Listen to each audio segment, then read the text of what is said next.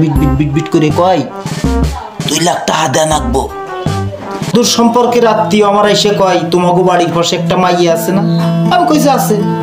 মাইয়া তো সুন্দর, ঘর বাড়িও সুন্দর, তারা মানুষ হিসাবে ব্যক্তি হিসাবেও খুব ভালো, এই গ্রামের একটা সম্মানীয় ব্যক্তি, মায়েরা তো খুব সুন্দর, তো চলেন যাই।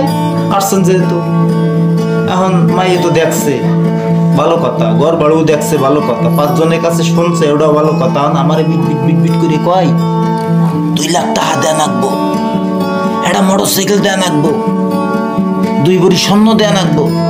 আমি কইছি আর কি রে, মাইও সুন্দর কইলেন, ঘর বাড়িও সুন্দর, এরা খুশিতে যা দিব হেডেই নিবেন, কিন্তু পশাইদারের মতো এই যে তরজামা কইরা এই যে এইগুলো আপনি চাহিদা চাচ্ছেন, এগুলো তো আমি বলতে পারবো না।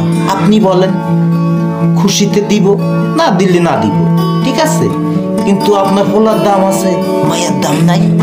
এই যে খাওয়াই লাওয়াইয়ে মানুষ করছে, শিক্ষিত করছে, আর কোনো দাম নাই। তুমি কয় লাখ টাকা দিবা? এই বন্ধু কও। আলার ফালা খাইয়া লইয়া কাম নাই তো, আলার ফালা হের লেগে এই গ্রামে আইছে।